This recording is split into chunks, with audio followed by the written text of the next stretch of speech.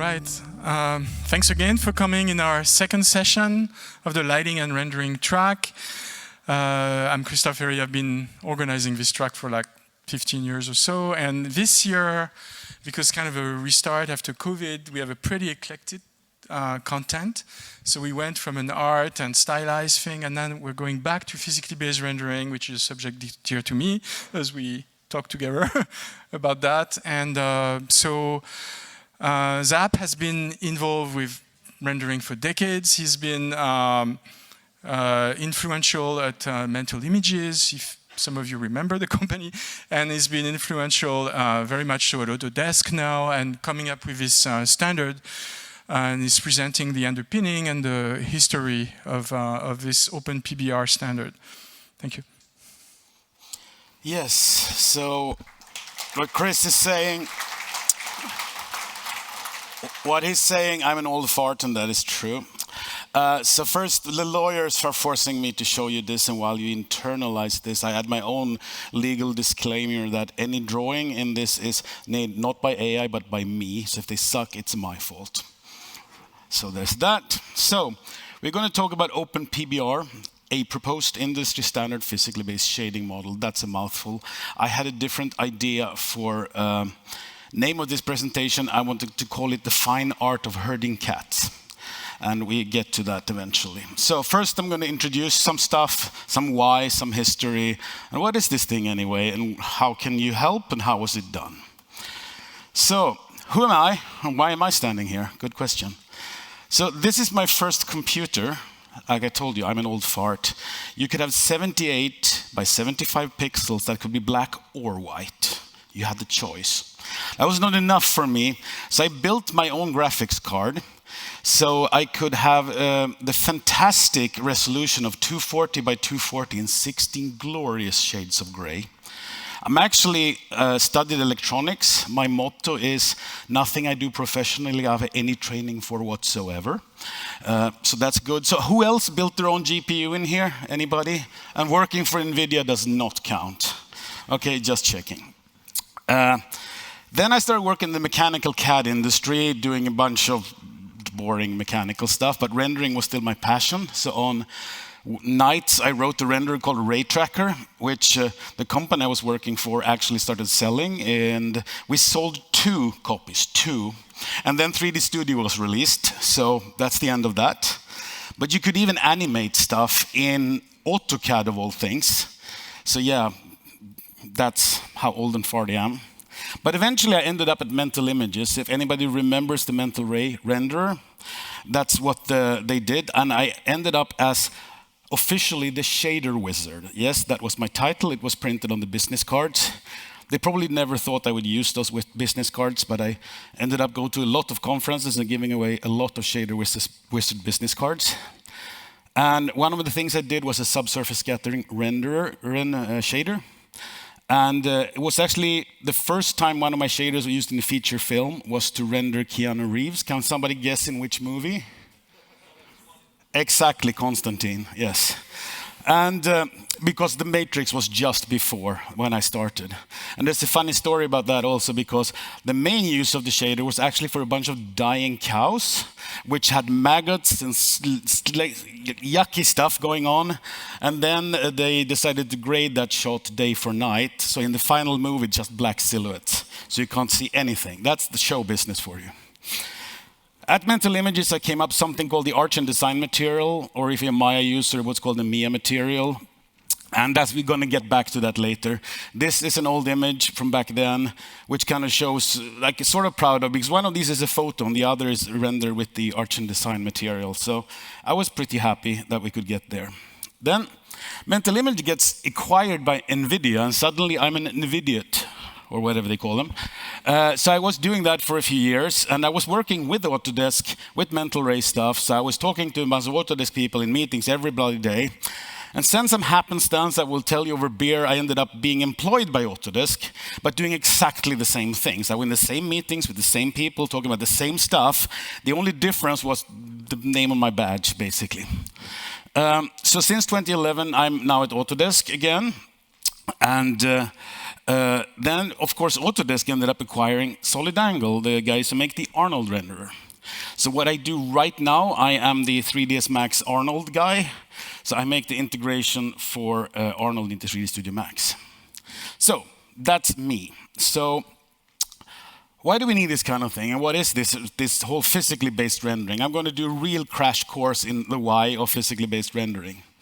So back in the early olden times, before time, rendering was kind of dumb and didn't know what we're doing. So like we were not even rendering in the linear color space, which if you know any math is necessary. If you heard about gamma correction, all that was barely invented back then. Also, shaders did not conserve energy, which is really important, that you don't have 100% of light gets reflected like this, and another 100% like this, and then 75% more like this. That doesn't work. You need to have energy conserving. Another classic old school nonsense was the little shiny dot on your specular highlight. That was like one set of controls. And the reflection, yeah, that was a whole separate set of controls, even though in reality, the specular highlight is just a reflection of the light source. So like that these were two separate things was absolute nonsense, but that was what shaders were back in the day. Of course, they were slow as hell as well, and they were basically hard to use. And then in physical-based rendering, we have effects like the Fresnel effect, which is basically how much reflectivity depends on the angle. And we can see it here as we put our head closer to the floor on looking at this little horsey guy here, that it seems to reflect more at lower angles. But if we look at this little very sexy vase I rendered, the reflections going to the edges are also stronger, but we don't perceive that. Actually, our optical subsystem in our brains does a bunch of stuff. It lightens shadows, it undoes a bunch of stuff, it tries to renormalize everything.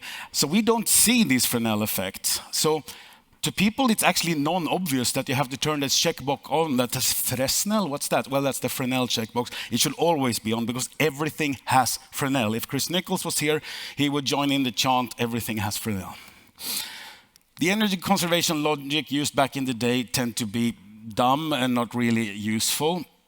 And we did realize, though, even back then, that if you mix a set of, well, BRDF is a nerdy term. It stands for bidirectional reflections distribution function, a BRDF. It's a kind of way to bounce light. If you mix a few of these BRDFs, you can get kind of basically any kind of material. And most renderers can do that. So basically, we realized that any kind of complicated material, like the greasy brass on the previous slide or whatever, if you have a set of basic BRDFs and you mix them correctly, you can get any appearance. But the trick is in mixing them correctly, knowing what you're doing. And since we can't see, our brain can't comprehend some of these effects, it's really hard to actually do the right thing. Because also, if we can mix and layer, so what does mix and layer actually mean? Well, I have an example here of how we can use layering. So this is like a diffuse base rendering of a face. It's an old slide, so they're kind of ugly, but never mind that. We add some subsurface scattering that makes the light kind of bloom a little. And then we add some specular highlights. They're very subtle in this case. Yeah, even I barely see them actually. But then we can add like a dirt layer, or we can add a strawberry jam layer. It's not blood, it's clearly strawberry jam. Yeah. And the strawberry jam is specifically interesting because when we added the strawberry jam, which is a red transparent stuff, we're actually seeing the underlying material under it. So that we have to put a pin in and think about that for our layering discussion here.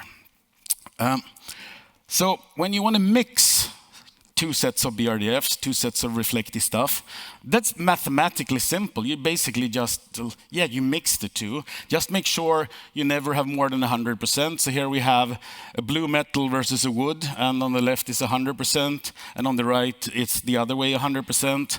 Or in the very right teapot, I'm using a texture to I have wood in some places and metal in other places. So when it's purely mixing, that is well defined and not like technically complicated, it's fairly obvious. But what about layering? Well, there's two kind of camps when it comes to layering stuff. Either it's just layering is just a special kind of mixing, so we're actually just mixing. We're just being a little more fiddly with the weights. So here I'm trying to show, like on the left teapot here, if I mix or layer too opaque material, it doesn't really matter if I'm mixing or layering because the end result is the same. It's here and then there's this other material in the other place. But when the material is transparent, like this green glassy material here, then on the left there, that teapot, you will see it's mixing between being a teapot made of metal and a teapot made of basically green glass. Versus in the layering case, we have the entire blue metal teapot, and the green is like goo on top of it. So, and the other trick is like, how do you present this to the user? So imagine that goblet we had before. We want to do the Fresnel, nice shiny Fresnel effects on it. And if you do it through like the mixing paradigm, we will basically have to take a fully reflective material and mix it on top of a diffuse material, but have one of these Fresnel curves. Yes, this works fine, and it's mathematically simple, but it's quite non-obvious to the user. What do you mean? I should put the chrome and the thing in the like, what? I don't know. If you have the more layering paradigm where you think about it as I have a transparent thing that I put on top of the other thing, it's easier to understand what is going on. So how do we get from all this? That was like a super quick primer of physically based rendering in general. Many years ago, I was working and thinking in this layered way, and I wanted to design a system of materials that were kind of like Photoshop layering. So it was kind of the stuff we just mentioned. This is some super old UI, sketch I did. And it turns out like you can stack all these things and you can build them, but it's really hard to make a really nice UI of it. And if you want to have stacked thing nested with another stacked thing, it then becomes complicated. If you ever work with After Effects and do pre-composition, it becomes mentally hard. So then maybe you want to do it in nodes, but then you get 100 million nodes and you go like this because you don't know what the hell's going on. Luckily, some other people thought the same. So first, back in 2012 comes something called the Disney Principle BRDF. It was the first where people were like having all these tiny things, the individual little reflection, and putting them together. You end up putting the same set together every time anyway. So why even have that? Why not have like a nice set of easy to use settings that everybody can use, and it always works and everything like automatically just looks physically correct? And most of the PBR models in the world actually hail back to this Disney paper in the long term, basically. So we were in this situation, right? We had a bunch of different material models, even in 3D Studio Max, that where I'm working back then. It's like, yeah, we had this was mental ray stuff, and there was even a version of Arnold maybe, and Corona came with its material, and all this stuff came around. So what do we do? So I decided to lock myself on a mountaintop and do some. Oh yeah, I need this. This slide is obviously one of the most important one in this talk. Thank you to Randall Munro of XKCD fame. This always comes up in every kind of talk. Oh, we have too many standards. Let's make a standard that fix every standard, and now we have too many standards plus one.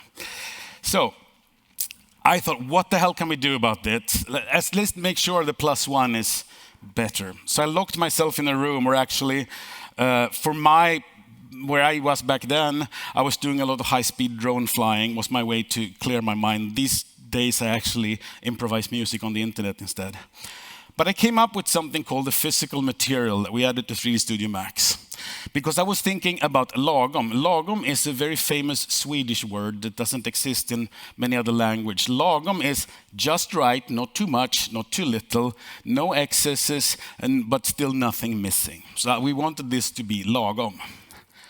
So basically, I figured out the model for the physical material. And this slide is not very important because we're going to move on, so don't stare too much on this, because this is still, we're in the outdated area still.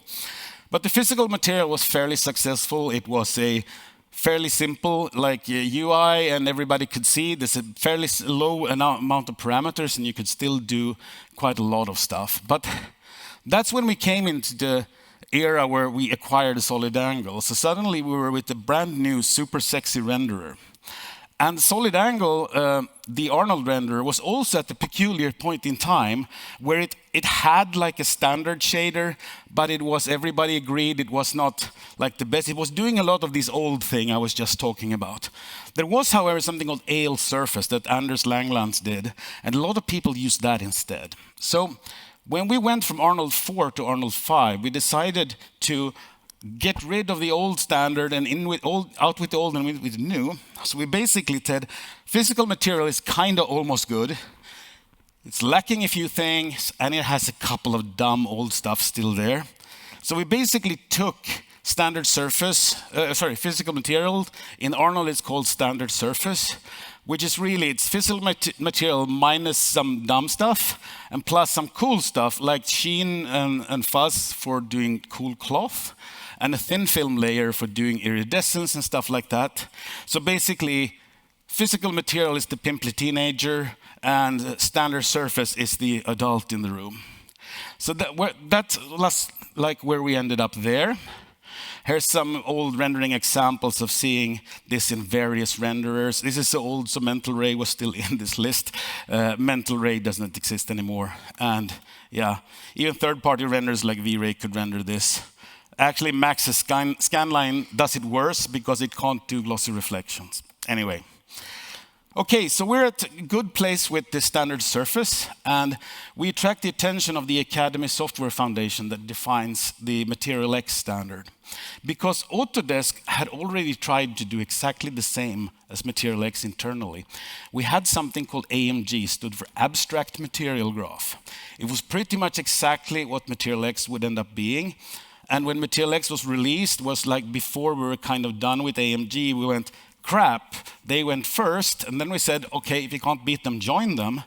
So we basically took all the AMG code and gave it to the MaterialX project. So actually, all the shader generation that you find in MaterialX that can build the shader code for you is actually coming from Autodesk AMG stuff. So that was the world until like a year or two ago, when we were sitting there all happily, and then some smart person at Autodesk talked to some smart person at Adobe, and both smart people are probably in this room now, maybe. I don't know exactly who talked to who, but we basically said, hey, Autodesk has this, standard surface, and Adobe has something called the Adobe Standard Material. If you look at these two things, they're kind of very, very similar. There's a few tiny things, but isn't it annoying that we're doing almost the same thing, but just not quite the same thing? So we started to have some meetings, and the meetings in the beginning, and I think many of the people are actually in this room. I saw them. Ah, yeah, there you guys are. Yes. So the meeting was interesting. I like in the very beginning we were a little standoffish, like, do we dare to stomp on each other's glorious property? But somebody said, in the Adobe one, you guys put the fuzz layer on top so you can make, you can make dusty metal and stuff. We like that. We want to do that. And the Adobe guys were like, hey, in Autodesk Standard Surface, why do you have the emission under the coat layer? And I kind of explained, like, well, if you do that, you can have like a colored coat on top. Or if you want to do a light bulb, you just make an emissive material, put the coating on, and you have a light bulb. And they were like, oh, cool, well, let's do that. And we were all, wow, we're totally agreeing here immediately. This is amazing. So we basically continued doing that for many, many meetings. And eventually, we attracted again the attention of the Academy Software Foundation. This, you guys have too much fun. We want to play too. And as I was alluding to, this is a herding cat situation. We only had the Adobe cat and the Autodesk cat at first. But here comes the Academy Software Foundation with a whole new set of cats.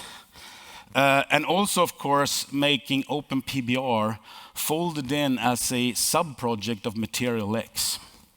So here's the original kind of starting team that founded this whole thing, and there's a sizable piece of this set of people in the room, or well, I'm here at least, and Fred is over there, and yeah. So, basically, to recap quickly, the OpenPBR family tree is all the shaders that inspired the physical material that then grew from the pimply one to the adult Autodesk Standard Surface. And when Autodesk Standard Surface became, and was then incorporated in MaterialX, and then Adobe Standard Material shows up on the side, and they decide basically to have holy matrimony and go together and become OpenPBR, which then also is folded in now under the Academy Software Foundation and MaterialX. So finally now, let's look at this thing. What the hell is this thing I've been talking for 21 minutes and 26 seconds about? Well, it is a physically based rendering. This is Nikki did the translation. Anastasia Kukosh made this model, and originally designed in Marmoset, but it was translated here to OpenPBR. So yeah, it's a unification of Adobe Standard Material and Autodesk Standard Surface. The goal is to give same UI and same parameters in every DCC. It wants to be intuitive and automatic for everything. So you basically set some sensible parameters and it just works. And obviously, this also simplifies exchange between vendors. When ILMs want to send Optimus Prime over to Weta, they can do that more easily. But the fact that we also have, like, there's a limited box of stuff that we kind of put the stamp on, say this is this model, it actually is good for real time too. And I know Mark Petit is in here somewhere with his Metaverse Standard Forum, because since you have a model that you can optimize this for real time. So you can explicitly write a GPU shader that works well for this. And yes, there's the MaterialX implementation, and the MaterialX stuff is under the hood implemented in OSL, so then it is also an OSL implementation. And if you want to play with OpenPBR today, you can join the Arnold beta, because in the Arnold beta there is a version of OpenPBR. It's not the final version, we get to that. Here is some, is this playing? Yeah, the one video I have. It's just some test renders that Nikki did, where we made sure all the surfer parameter works the same in Arnold and in the Adobe renderer. So yeah, some of that, the shader playground, as we call that model. So it's really an evolution of two already production-proven proven models that we joined them together and took the best of both worlds. And these graphs is more like, don't expect you to read any of that, because actually some of it is out of date. You should read the spec, which is online instead.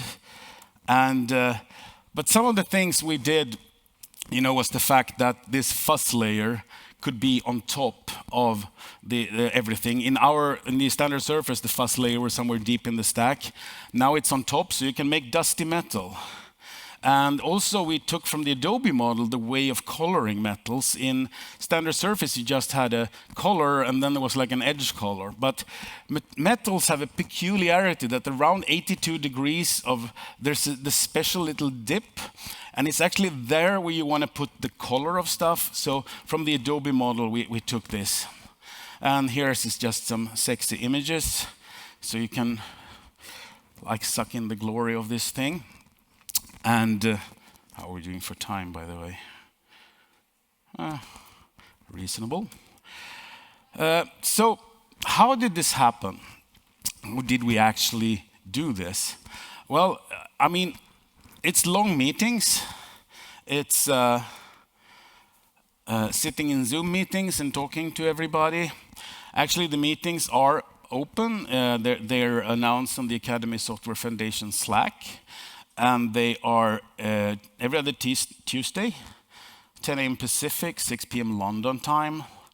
And then, of course, a lot of the discussion happens on the Academy Software Foundation Slack channel. And so if you like hanging on Slack or on Zoom, and will be a well-heardable cat, then you're welcome among the gang.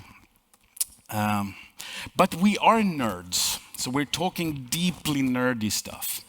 Here an example of how nerdy we can get. For instance, anisotropy. So anisotropic reflection basically means my highlights go all stretchy like in brushed metal. So when you have a surface that has no roughness and you turn up anisotropy, what should happen? One camp says, well, like, mathematically, since there's no roughness, there's nothing that can get stretched. And the artists go, I turned the stretchy highlight knob. I want my bloody highlight to go stretchy. They're both right in different ways. So little details, like it's easy to say, oh, your model should support like anisotropy and blah, blah, blah. But yeah, exactly how should it do that? What's the exact parametrization for anisotropy and roughness? Another example here is for anisotropic reflections, if you want to do a circular brushed thing, which is actually very common, if your parameter for the angle is like an angle map, well, when you go all around, you basically wrap back to the beginning. So if this image on the left is like the angle map for our, anisotropy, well, since it goes from black to white suddenly, in the actual rendering, which you see in the middle, you get this ugly little artifact due to filtering and nonsense. You want the result on the right. You want to see just circular scratches. To solve this, for instance, we have to say, no, we don't use angle maps. We're going to use a flow map, which is a 2D map. And it just so happens Adobe has excellent tools for painting flow maps. So if you need one, there's technology for that. So basically, that's just where we are now today with the OpenPBR stuff. And I would have loved to stand here and tell you guys, we're releasing it today. But we're not. We were aiming to. We still have a few tiny more little tweaks before we're going to call this standard 1.0. But we are very, very close. We're at like version 0.96.5 or something like that. There's like a couple of more meetings. I cannot tell you a date. I can just tell you it's not today, but it's in a not insanely distant future. Remember the legal stuff in the beginning. I can't talk about future things anyway, and even if I did, you shouldn't be listening to me. So the QR code leads you to the specification if you want to go there, but it's obviously just on the Academy Software Foundation GitHub. The version that does exist is in Arnold now, if you're on the beta, but only on the beta. If you get the actual released Arnold, it is not in there currently.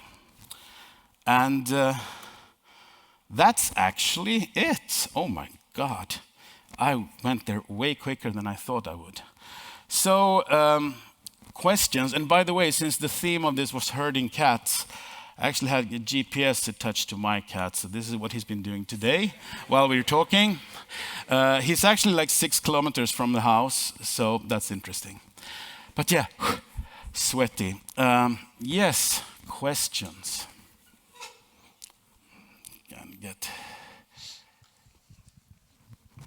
Who's got the mic? Chris got the mic. I don't think Christo needs a mic. But Exactly. Now maybe the recording does. So is there still a case for the layering of materials? And in the context of creation of the textures authoring, because now the way that these things are set up, they're good for multi-channel texture painting. Mm-hmm. But sometimes when you have another way of designing the things, like let's say you have a bunch of other procedural textures that you want to mix to create your shader, you're not in this use case.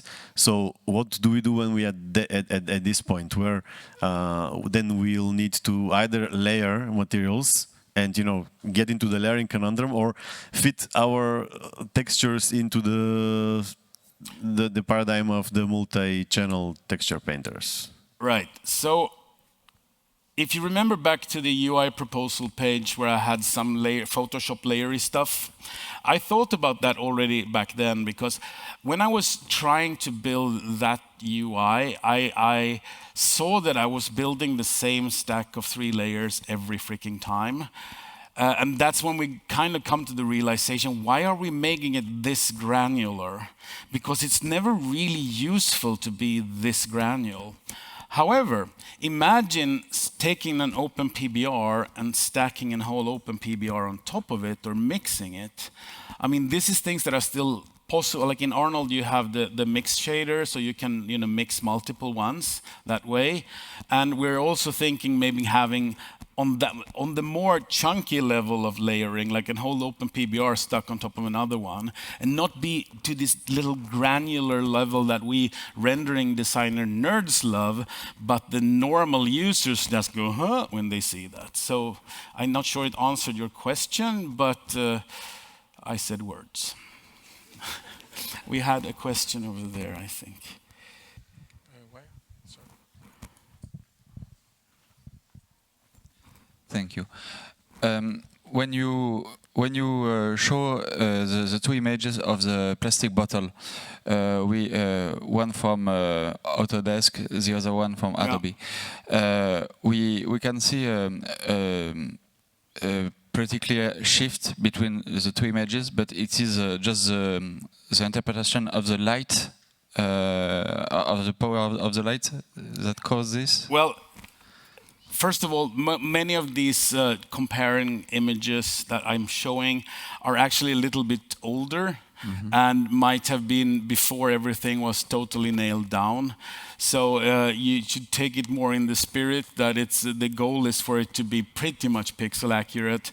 Were we there at the time when we generated these particular images? Not completely certain, but we have changed several things since then. So we are pretty good at being, I mean, the whole point is that it should be the same. Okay, thank you.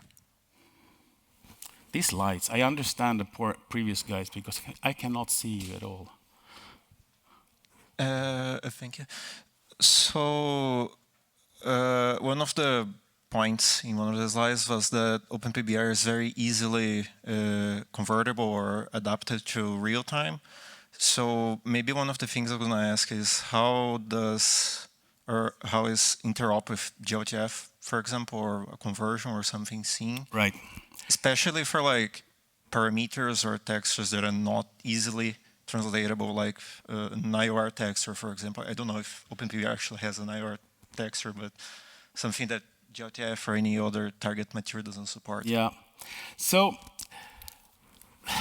this is a hard question because we did obviously look at GLTF as well. I mean, it's been in our minds for this process, but we feel basically what's happened historically is like we have this one world, which is the real-time people that have they're the guys with the occlusion maps and all this kind of stuff to make it look pretty on your, 1080 from 12 years ago. Then we have the high-end people over here that does the multi-layered subsurface gobbledygook, which takes 10,000 parameters. And we want to try to reach this gap so we both can use the same set of stuff. And I think OpenPBR and this whole logic of having like a pre-made set of stuff that someone could sit down and just hard code that particular GPU shader with all the features and do all the optimizations. Because if we didn't have something like, if we were at the granular level, there would have to be some code generation. And the code generation would have to build some BRDF stuff and some light loops and God knows what. There will be inefficiencies in that. But when you know exactly what you're doing, and a really good GPU nerd can sit down and super optimize the GPU shader, you get something better. Now, are we reaching this gulf perfectly? To me, it feels GLTF is still a little stuck in being the hardware and having these GPU sheet parameters that we kind of don't want because they are cheats and they should be computed for you and you shouldn't have to manually set them. We understand that historically this stuff has been needed, but we're hoping for a world we don't need the occlusion texture or stuff like that, right? So GLTF people are welcome to join our meetings, So we'll be talking to the Kronos group. I don't know how much I can say. Fred is staring at me, so probably not much. But yeah, it is a good question. My answer, we were hoping to. The tentacles are you seen the what's it named? The like Adam and God, the fingers are like this close. Yeah, this is where we are.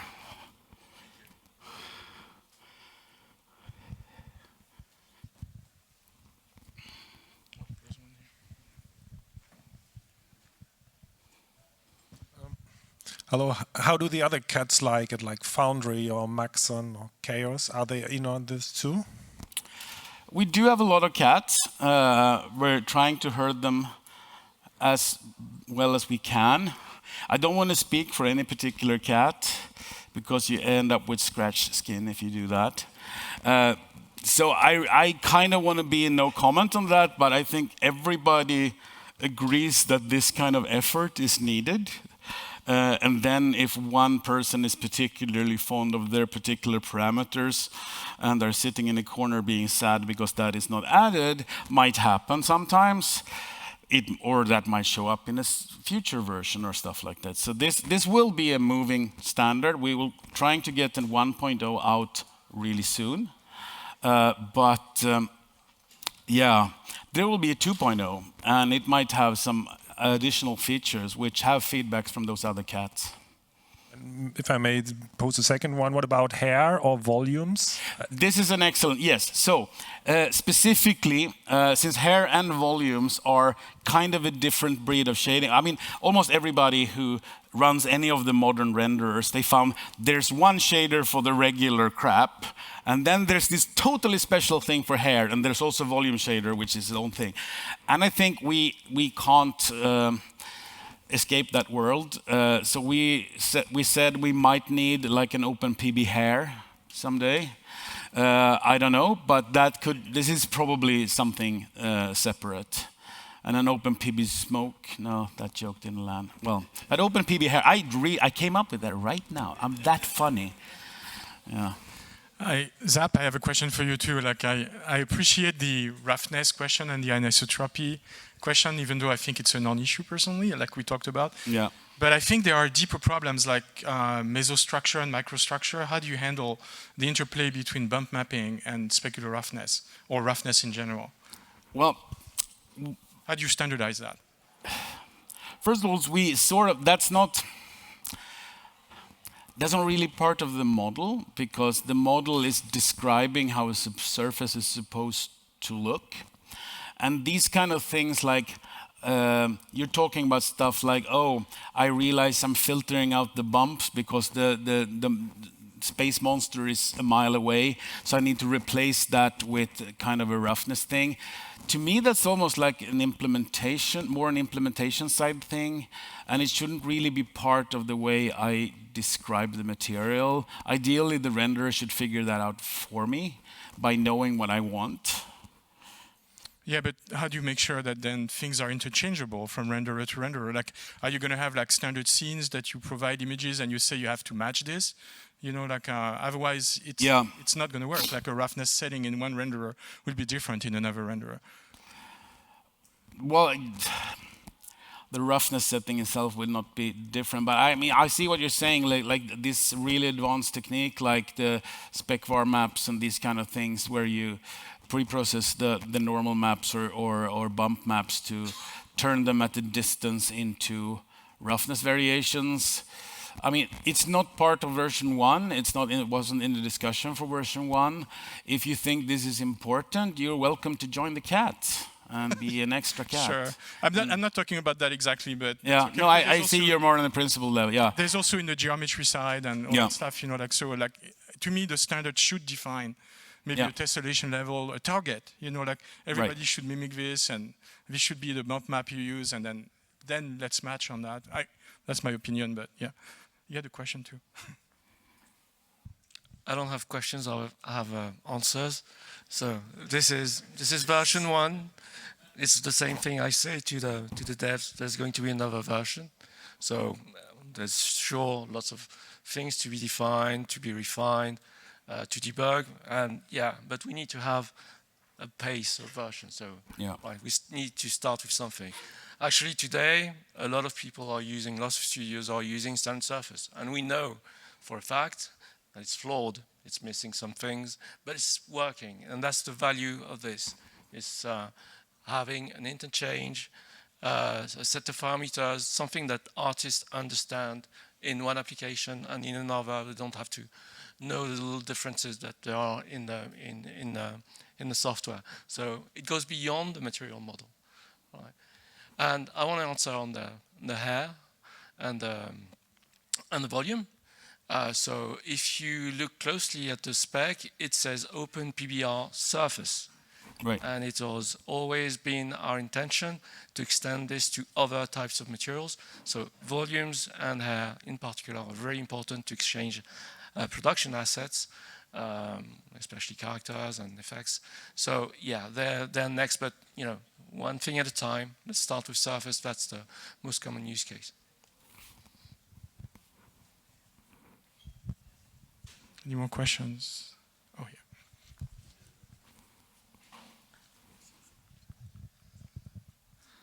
yeah. This may be a noob question because I work in games and haven't used Arnold a lot, but you mentioned that the new model will be coming out for Arnold, but I can remember using the Adobe Surface one in software like Substance Designer, for example. So will this new model be coming out for other software too?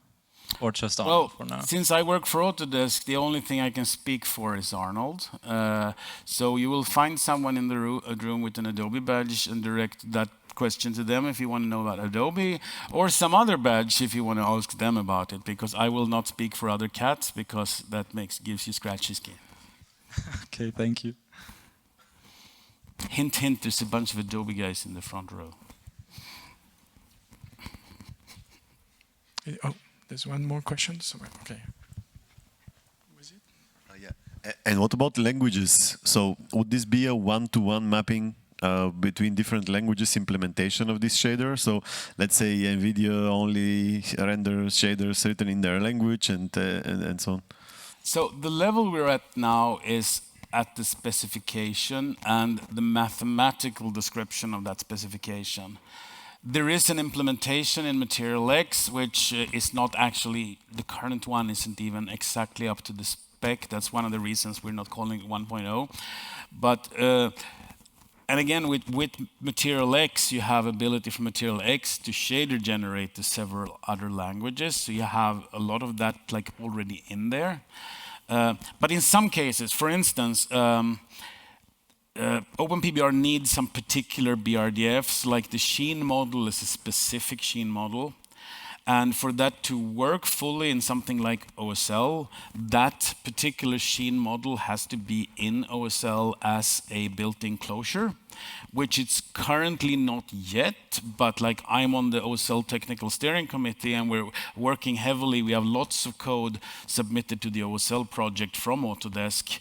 I mean, so this will happen eventually. I can't put a date on that either, but this particular sheen model will go in as a closure in the default set. I mean, the same way we added, if you remember back a few years, OSL didn't even have a standard set of closures. It was, whatever you have in your render, just throw it in, which made OSL hard to actually transport between renders.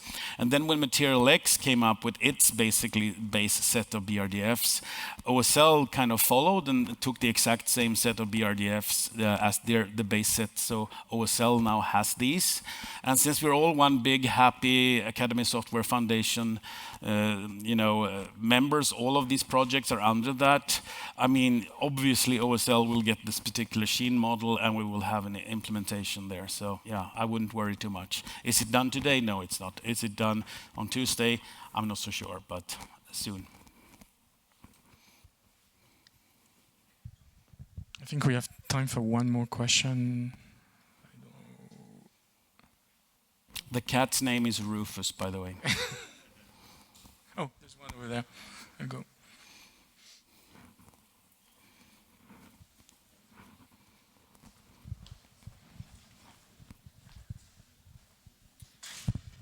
Hi. So my question would be, how do different BRDF models, like GGX, for example, how do they play into the creation of the standard model? Well, so we made some choices, even back in, if we just think back to standard Surface, that we're using a GGX specular in that. We've been thinking about, because there's some GGX with extra long tails and extra knobs for that, and we were considering if we should include that in OpenPBR. There were some discussions. In the end, we said for version 1, we don't. but that doesn't block the door from saying like, if we can show that you get like noticeably nicer renderings by having a tweaked GGX model, the long tail one or something, we will be open to have in a future version have that included. Thank you. Well, I guess that's it. We've herded the cats, so thank you, Zap, and please come for the next sessions if you can. We're going to go more into the artistic side of production, and we're going to end up the day with some new representation that may be useful to some of you to hear about nerfs and 3D Gaussians. You probably heard those names before, those buzzwords before. So please, thank you, and thanks, Zap.